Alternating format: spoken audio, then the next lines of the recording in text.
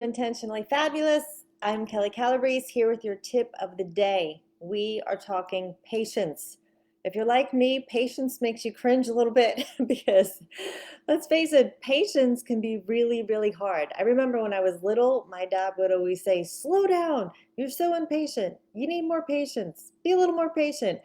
And wow, I don't know if I'm just wired that way. I'm firstborn.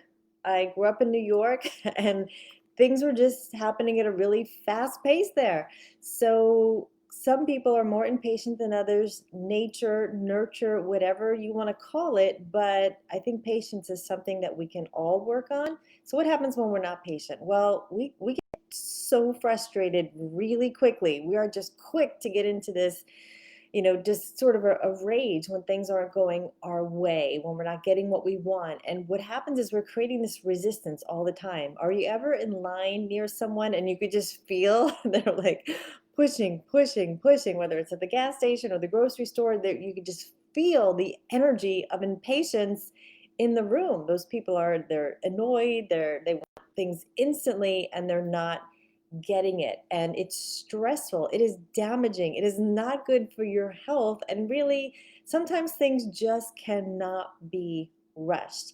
When you are not patient, you're giving up your peace, you're giving up your calmness.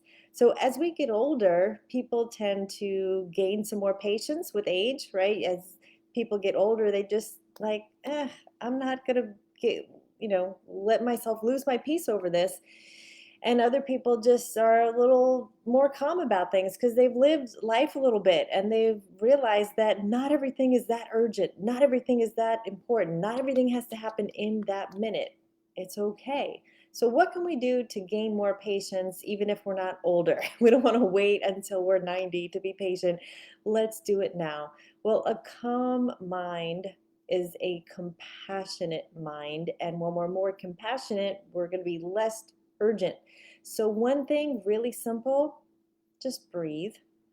Just taking those breaths in and out get you present, and they take the impatience away because they take the urgency away because it calms your physiology down. When you're breathing, now you can manage your emotions. You're not going to have those high energy emotions where you're just frustrated trying to get things done, but you can actually meditate on the situation and maybe come up with a better outcome. Maybe you can find reasons that are good for something to be delayed. And sometimes we don't even know what they are. And honestly, everything is in God's timing anyway. There are dozens of scriptures about patience in the Bible. Patience is a virtue. It says, rejoice in hope and be patient in tribulation or trials, like in the hard things, be patient. That's where we're learning the lessons a lot of time. And it also says be constant in prayer. It also says be anxious for nothing. It means don't be impatient, don't be anxious, but in all things in prayer and supplication with thanksgiving, cast all your cares before God. It says be still and know that I am God. So sometimes we're just called to be still. We're not supposed to be out there trying to force things to happen that maybe aren't supposed to happen. And another thing God says is, for I know the plans I have to prosper you. So he has all these promises, things that will be done in his time, his plans, not ours. And sitting there trying to force and push and be impatient rarely works. We're rarely going to get the outcome that we want. And even if we force something, we're probably not going to have the gratitude, the satisfaction, and the joy in that kind of an outcome versus letting things happen in the right timing. Um, so, what else could we do besides the breathing, the meditating, sometimes even just counting down, going from 10, 9, 8, get to 0 and just reevaluate. Okay, how important is this really? Is this something that I need to force and push right now? Probably not. Change your focus. Maybe there's something else that you can do instead of that. Since that thing is not moving, maybe it's not meant to move right now. Maybe you're not supposed to do that thing right now. Maybe you just need to accept that and don't try and push it.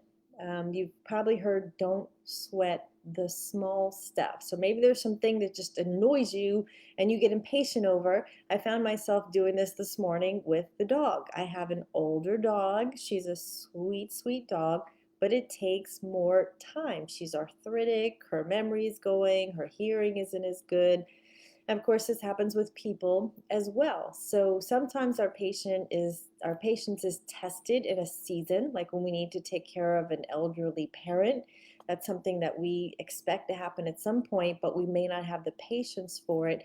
But imagine getting into that situation and how much more beautiful that season could be, tending to their needs in the end stage of their lives when you see it from a perspective of patience rather than an annoyance, rather than trying to rush things along. Some things just cannot be rushed. So patience is a virtue.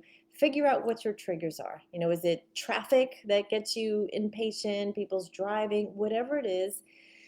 Breathe, count down, meditate, refocus, and sometimes we just need to accept things the way they are. Don't sweat the small stuff because it is not worth losing your patience. So, friends, I hope this encourages you to work on your patience because life is so much more joy filled when you do, and your joy is too expensive. Your peace is too expensive. Do not give that up at any cost.